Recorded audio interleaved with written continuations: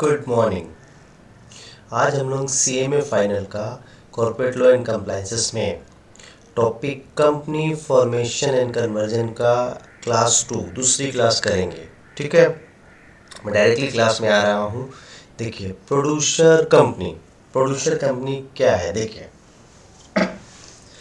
Simple भाषा में मैं समझा रहा हूँ प्रोड्यूसर कंपनी क्या है, उसको समझिए, फिर आप खुद लिख लीजिएगा। एग्जाम पॉइंट ऑफ व्यू से क्वेश्चन बहुत इंपॉर्टेंट है, बहुत बड़ा है एग्जाम में। ठीक है, सिंपल भाषा में बोलते हैं किसान लोगों की कंपनी को, फार्मर जो कंपनी बनाता है, फार्मर लोगों की कंपनी को प्रोड्यूसर कंपनी बोलते हैं।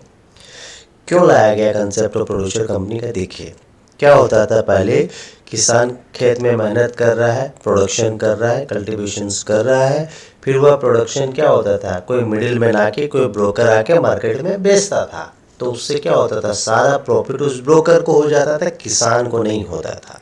किसान इतना मेहनत पे भी पैसा नहीं कमा पा, पा, पा सकता था। तो इसीलिए गवर्नमेंट ने क्या किया, बोला कि किसान लोगों को प्रमोट करने के लिए, कि किसान लोग भी अब अपना खुद का माल खुद अपनी कंपनी के नाम से बेच पाए, उनको प्रमोट करने के लिए, उनको उनका डेवलपमेंट के लिए कंपनी बना दी प्रोड्यूसर कंपनी। समझ में आया कि क्या होगा प्रोड्यूसर कंपनी में, कि इसके जो मेंबर होंगे किसान ही होंगे। तो किसान लोग मेंबर बन के खुद अपनी कंपनी बताएंगे और खुद अपना माल डायरेक्टली बेचेंगे मार्केट में। तो इससे क्या होगा, किसान को ज़्यादा फायदा होगा, किसान का प्रमोशन होगा, किसान का डेवलपमेंट होगा, इंडियन इकोनॉमी का डेवलपमेंट होगा। जो ज़्यादा मेहनत करे उनको ज़्यादा पैसा मिलेगा। तो सीधा सा बात है, आपको क्या याद रखना, आगे सिंपल सा मीनिंग, किसान लोगों की कंपनी को बोलते हैं प्रोड्यूसर कंपनी। ठीक है, जो और ऑब्जेक्ट क्या है प्रोड्यूसर कंपनी का, कि जो किसान लोग जो काम करते हैं, जैसे प्रोडक्शन का काम हुआ, प्रोक्योरमेंट का काम हुआ, मार्केटिंग का काम हुआ, या प्राइमरी प्रोडक्ट को बेचने का, सब रिलेटेड टू प्राइमरी प्रोडक्ट गेहूँ जो होता है, चार्ज होता है जिसका, उसी को बोलते हैं प्राइमरी प्रोडक्ट, जो जिसका किसान लोग प्रोडक्शन करते हैं। ठीक है, अब देखिए मैं एक्ट में आता हूँ, आपको सारा समझ में आएगी कि किसान लोगों की कंपनी को प्रोड्यूसर कंपनी बोलते हैं। यह क्या है, प्राइवेट लिमिटेड कंपनी। अब मैं एक्ट पढ़ा रहा हूँ, फिर एक्ट के हिसाब से सिंपल भाषा में समझा दूंगा क्या होता है प्रोड्यूसर कंपनी, आपको एकदम याद हो जाएगा, रटना नहीं पड़ेगा आपको। देखिए, producer company, Producer company means a body corporate having objective specified in section 581A of Companies Act। याद रखिएगा, क्या बोला गया है, प्रोड्यूसर मीन्स, प्रोड्यूसर कंपनी एक बॉडी कॉर्पोरेट की तरह है जिसका ऑब्जेक्ट स्पेसिफाई है सेक्शन 581A। 581A याद रखिएगा, बस ये सेक्शन बहुत इंपॉर्टेंट है। अब ऑब्जेक्ट क्या क्या बोला गया है सेक्शन 581 में, देखिए, production, procurement, pooling, handling, marketing, selling of primary product, ये सारे रिलेटेड है प्राइमरी प्रोडक्ट के, मतलब किसान जिस चीज़ का चार्ज करता है उस चीज़ का। तो सीधा सा बात है, क्या याद रखना है कि प्रोड्यूसर कंपनी क्या है, प्रोड्यूसर कंपनी एक बॉडी कॉर्पोरेट है जिसका ऑब्जेक्ट स्पेसिफाइड है सेक्शन 581A में ऑफ कंपनीज एक्ट, वो तो आपको पता है। तो सीधा सा बात है, प्रोड्यूसर कंपनी एक बॉडी कॉर्पोरेट है जिसका ऑब्जेक्ट बताया गया है सेक्शन 581A में। 581 में क्या चीज़ है, जो किसान काम करता है, प्रोडक्शन करता है, प्रोक्योरमेंट करता है, पूलिंग करता है, हैंडलिंग करता है, मार्केटिंग करता है, बेचता है, क्या, primary product. Primary product keyword याद रखिएगा। तो सीधा सा बात है, producer company means body corporate जिसका ऑब्जेक्ट बताया गया है सेक्शन 581A में। तो 581 में क्या बताया गया है, जिस चीज़ का किसान काम करता है, प्रोडक्शन, प्रोक्योरमेंट एक्सेट्रा। ठीक है, अब देखिए, name of the producer company must be and with the producer company limited and it is only A private limited company. Producer company एक प्राइवेट लिमिटेड कंपनी है जिसका नाम के एंड में क्या होगा, प्रोड्यूसर कंपनी लिमिटेड। जैसे प्राइवेट कंपनी के नाम के एंड में क्या होता है, प्राइवेट लिमिटेड, वैसे प्रोड्यूसर कंपनी के नाम के एंड में होगा producer limited, producer company limited. ठीक है, member of the producer company is only primary producer, obviously किसान लोग ही इसके मेंबर होंगे। और for incorporation minimum number of member require is 10 or more member, 2 or more producer institution and combination of above. मतलब producer company बनाने के लिए मिनिमम कितना आदमी चाहिए, कम से कम 10 और 10 से ज़्यादा किसान चाहिए, या 2 से ज़्यादा इंस्टीट्यूशन चाहिए किसान लोगों की, या दोनों का कॉम्बिनेशन भी होगा तो चलेगा। तो मिनिमम क्या याद रखना है, किसान कितना चाहिए, 10, और इंस्टीट्यूट होगी किसान लोगों की जो प्रोड्यूसर इंस्टीट्यूट होगी वो 2 और 2 से ज़्यादा, मतलब किसान 10 और 10 से ज़्यादा और इंस्टीट्यूशंस 2 और 2 से ज़्यादा, दोनों मिलके भी बन सकते हैं। और maximum, no limit of maximum number of members, कोई लिमिट नहीं है मैक्सिमम नंबर ऑफ मेंबर्स का। सिंपल सा भाषा में क्या है, प्रोड्यूसर कंपनी मीन्स वह बॉडी कॉर्पोरेट जिसका ऑब्जेक्ट बताया गया है सेक्शन 581A में। और सेक्शन 581 में जो किसान काम करता है, production, procurement, pulling, handling, marketing and selling of primary product का प्रोडक्शन सेक्शन। सीधा से याद रखना, प्रोड्यूसर कंपनी एक बॉडी कॉर्पोरेट है जिसका ऑब्जेक्ट बोला गया सेक्शन 581A में। सेक्शन 581 में ये बोला गया है किसान जिस चीज का चाष करता है, प्राइमरी प्रोडक्ट से रिलेटेड जितना काम होता है। थर्ड में बोला गया है ये एक प्राइवेट लिमिटेड कंपनी है जिसके एंड में होगा प्रोड्यूसर कंपनी लिमिटेड। और मेंबर प्रोड्यूसर कंपनी का बोला गया है कि मिनिमम कितना होना चाहिए, 2 और 2 से ज़्यादा किसान, 10 या 10 से ज़्यादा प्रोड्यूसर इंस्टीट्यूशन और दोनों का मिक्सचर। और मैक्सिमम लिमिट के लिए कोई नहीं, ये मिनिमम लिमिटेड था। और प्रोड्यूसर कंपनी का मेंबर सिर्फ किसान लोग ही हो सकता है और कोई नहीं हो सकता, जनरल आदमी प्रोड्यूसर कंपनी का मेंबर नहीं हो सकता है। लॉजिकली समझ में आया, बहुत सिंपल सा था। अब देखिए, process of amendment of memorandum of association and article of association of producer company. तो सिंपल सा 4 प्रोसेस है। क्या प्रोसेस, देखिए एग्जाम में आया हुआ क्वेश्चन इसलिए मैं से वो करा रहा हूँ। देखिए सबसे पहला ये कंपनी एक्ट में भी ये सेम प्रोविजन है जो नॉर्मल कंपनी का होता है, किसान लोगों में भी यही है। स्पेशल रिजोल्यूशन पास होगा, 75% किसान उस चीज़ के लिए एग्री होंगे कि यह चीज़, यह क्लोज हम लोगों को आर्टिकल ऑफ एसोसिएशन, देखिए मेमोरेंडम ऑफ एसोसिएशन क्या होता है, कंपनी का जितना जो ऑब्जेक्ट वगैरह सब इसमें मेंशन रहता है। मेमोरेंडम ऑफ एसोसिएशन में कंपनी क्या काम करता है, कंपनी का रजिस्टर्ड ऑफिस क्या है, सारा डिटेल। और आर्टिकल ऑफ एसोसिएशन में कंपनी का रूल्स एंड रेगुलेशन। तो इसमें कंपनी कुछ चेंज करना चाहता है, कंपनी अपना कैपिटल बढ़ाना चाहता है, कुछ रूल्स रेगुलेशन चेंज करना चाहता है ट्रांसफर से रिलेटेड, मतलब सीधा सा बात है memorandum of association and article of association में यदि कंपनी कुछ चेंज करना चाहता है तो उसके लिए ये रूल है। ठीक है, memorandum of association, article of association मेरा पहला क्लास आप करे होंगे, उसमें समझ में आया होगा। ठीक है, अब सिंपल सा देखिए रूल्स क्या है। पहले ऐसा स्पेशल रिजोल्यूशन पास करना पड़ेगा, मतलब 75% जो मेंबर्स है शेयर होल्डर वो एग्री होंगे। और copy of SR file to the ROC within 30 days in ROC form MDT 14। मतलब कंपनी आगे क्या करेगा, प्रोड्यूसर कंपनी एक तो स्पेशल रिजोल्यूशन पास करेगा और वह स्पेशल रिजोल्यूशन का copy ROC registered of company में फाइल होगा 30 दिन के अंदर। और वो जो स्पेशल रिजोल्यूशन होगा उसको कम से कम 2 डायरेक्टर लोग अप्रूव करेंगे, मतलब साइन करेंगे। SR must be sign by the 2 directors. मतलब सीधा सा बात है, स्पेशल रिजोल्यूशन पास होगा, वह स्पेशल रिजोल्यूशन कम से कम 2 डायरेक्टर लोग साइन करेंगे, मतलब अप्रूव करेंगे कम से कम। देखिए स्पेशल रिजोल्यूशन पास मतलब 75% उस चीज को एग्री कर रहे हैं, 75% शेयर होल्डर उस बात पे एग्री है। और स्पेशल रिजोल्यूशन का जो रिजोल्यूशन होगा कम से कम उसमें 2 डायरेक्टर का साइन होना चाहिए। और बोलते हैं, और बोला गया है कि जो माने क्योंकि मिनिमम जो है 2 डायरेक्टर उसमें साइन करेंगे। और उसके बाद बोलते हुआ रिजोल्यूशन का कॉपी कहाँ फाइल होगा, आरओसी में फाइल होगा फॉर्म एनबीटी 14 में। और थर्ड बोलता है NCLT approval need if office shift from one, यदि प्रोड्यूसर कंपनी का ऑफिस एक स्टेट से दूसरा स्टेट शिफ्ट हो रहा है तो एनसीएलटी का अप्रूवल लगेगा। सीधा से याद रखिए स्पेशल रिजोल्यूशन लगेगा, वह स्पेशल रिजोल्यूशन को कम से कम 2 डायरेक्टर लोग साइन करेंगे और उसका कॉपी आरओसी में फाइल होगा। होल टाइम सेक्रेटरी नीडेड, मतलब कंपनी सेक्रेटरी, किस प्रोड्यूसर कंपनी को होल टाइम कंपनी सेक्रेटरी चाहिए। बोलता है if annual turnover of 3 consecutive financial year, if average turnover of 3 consecutive financial year exceed 5 crore rupees. इसको समझिए, मतलब 3 फाइनेंशियल ईयर, पिछला 3 फाइनेंशियल ईयर का एनुअल टर्नओवर जो होगा उसका एवरेज कम से कम 5 करोड़ होना चाहिए।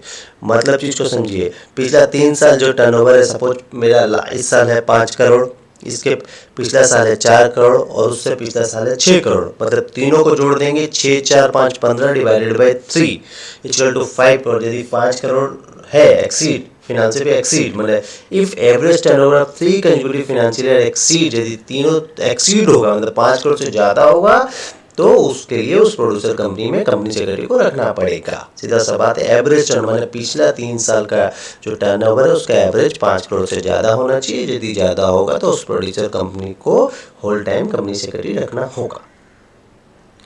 अब देखिए बोलता है not for profit making company और चैरिटेबल कंपनी और सेक्शन 8 कंपनी किसको बोलते हैं, चैरिटेबल कंपनी किसको बोलते हैं। ठीक है, चीज को समझिए, नाम में आंसर है। चैरिटेबल कंपनी किसको बोलते हैं, एक बार प्रोविजन देखिए, मैं समझा रहा हूँ।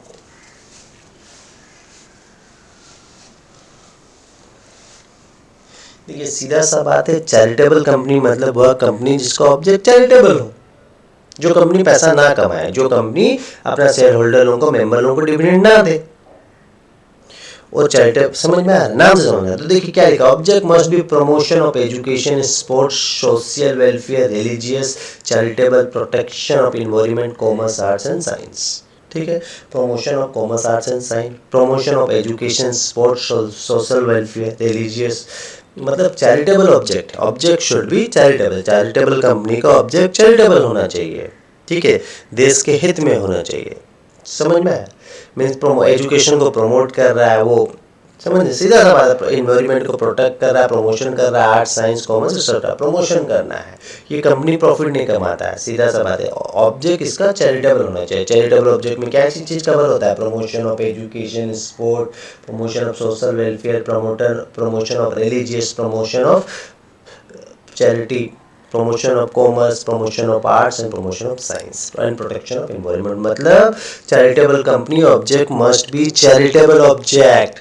दूसरा, applies profit to promote its object। इसका जो प्रॉफिट होगा चैरिटेबल कंपनी इसका ऑब्जेक्ट के लिए लगाएगा, मेंबर लोग में बांटा नहीं जाएगा इसका प्रॉफिट, सीधा सा बात है। शेयर होल्डर के डिविडेंड के नाम से मेंबर लोग में नहीं बांटा जाएगा, इसका ऑब्जेक्ट जो चैरिटेबल ऑब्जेक्ट है उसमें इसका प्रॉफिट को लगाया जाएगा।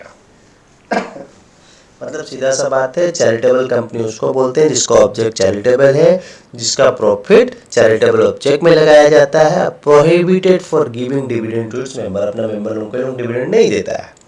और charitable company licence must be issued by the central government. Charitable company का लाइसेंस जो है सेंट्रल गवर्नमेंट इशू करता है, और कैंसिल भी सेंट्रल गवर्नमेंट कर सकता है। सीजी कैन आल्सो रिवोक और कैंसिल द लाइसेंस। यदि आप कोई चीज़ का प्रॉपर कंप्लायंस नहीं करता है, जिस चीज़ का सीजी बोलता है, तो वो रिवोक भी कर सकता है। और अमालगमेशन और merger permit only with section 8 company.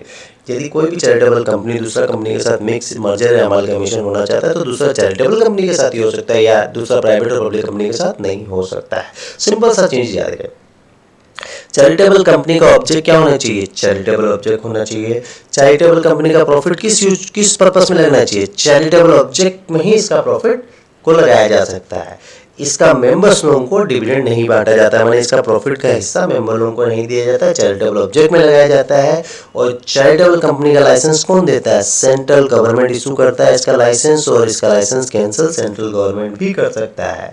और चैरिटेबल कंपनी यदि मर्ज होना चाहता है, अमालगमेशन होना चाहता है, तो दूसरा चैरिटेबल कंपनी के साथ हो सकता है और किसी कंपनी के साथ नहीं हो सकता है। अब एक चीज है निधि कंपनी।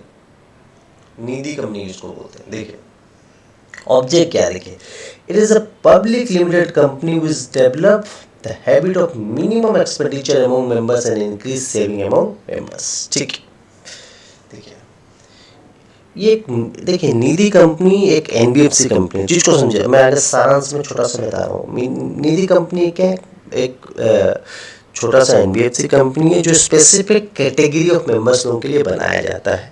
ठीक है, उसमें क्या होता है ना, इस कंपनी का मेन पर्पस है कि मेंबर्स लोगों को ये बताना कि आप खर्चा कम कीजिए और सेविंग को बढ़ाइए। जो मेंबर्स अपना मेंबर्स लोगों के लिए, सिर्फ अपना मेंबर्स लोगों के, स्पेसिफिक कैटेगरी वाला लोग जो मेंबर्स है, स्पेसिफिक कास्ट समझ लीजिए आप, अपना एक तो कास्ट के बेसिस में लोग अपना मेंबरशिप छोटा छोटा मेंबर्स लोगों को बताया जाता है कि आप खर्चा कम करो और सेविंग को बढ़ाओ। ठीक है, और मेंबर लोग से एक मेंबर से लोन लेके दूसरा मेंबर को दिया जाता है रिक्वायरमेंट के हिसाब से। एक तो छोटा सा एनबीएफसी कंपनी है ये मान के चलिए, और जो अपना मेंबर्स लोगों का डेवलपमेंट के लिए, मैंने अलग अलग कास्ट का, सपोज मेरा छोटा सा कास्ट है, सपोज एग्जांपल दे रहा हूँ, सपोज चीज को समझिए, सपोज हिंदू कास्ट है, हिंदू में अलग अलग कैटेगरीज है, तो अपना एक तो कैटेगरीज में वो बोले कि ये पंडित लोगों के लिए बनाएंगे, ये अपना छोटा सा हम लोग बनाएंगे निधि कंपनी, अपना किसी पंडित को रिक्वायरमेंट होगा, मेरे जात के किसी आदमी को रिक्वायरमेंट होगा। एग्जांपल दिया है, कैटेगरी, जात नहीं, कैटेगरी है, चीज को समझिए। एक तो स्पेसिफिक कैटेगरी का मेंबर्स लोगों को बनाया गया, अपना उन लोग अपना मेंबर्स लोगों का डेवलपमेंट के लिए। तो ऑब्जेक्ट समझिए इसका क्या है, it's a public limited company which develop the habits of minimum expenditure among members and increasing saving among members. चीज को समझिए, निधि कंपनी एक तो पब्लिक लिमिटेड कंपनी है जो एक तो हैबिट डेवलप करता है अपना मेंबर्स लोगों के लिए, अपना मेंबर्स लोगों के लिए ही बनाया गया है कि आप लोग कम खर्चा करो और सेविंग को ज्यादा बनाओ।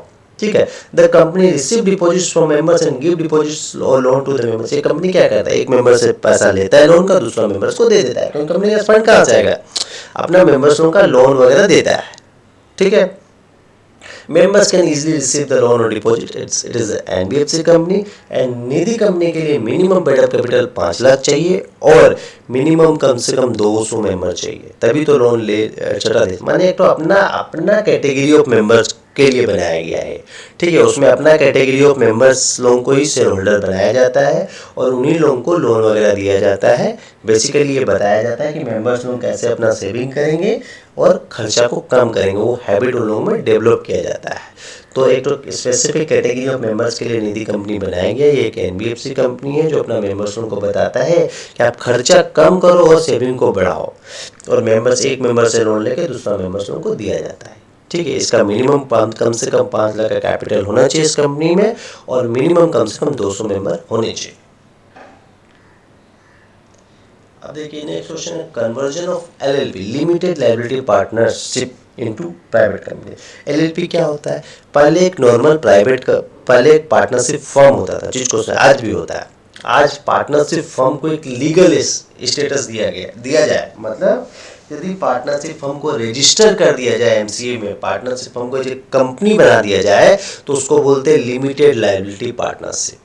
पार्टनरशिप एक क्या है, सोल प्रोप्राइटर की तरह बिजनेस है कि आप कहीं रजिस्ट्रेशंस नहीं कर रहे हो उसका आरओसी या एटसेट्रा में। तो आज आप पार्टनरशिप फर्म को आप यदि रजिस्टर्ड कर देते हो आरओसी में, रजिस्टर्ड ऑफ कंपनी में, तो उसको एक अलग स्टेटस मिल जाएगा, कंपनी का स्टेटस मिल जाएगा पार्टनरशिप फर्म को, तो उसको बोलते हैं लिमिटेड लायबिलिटी पार्टनरशिप।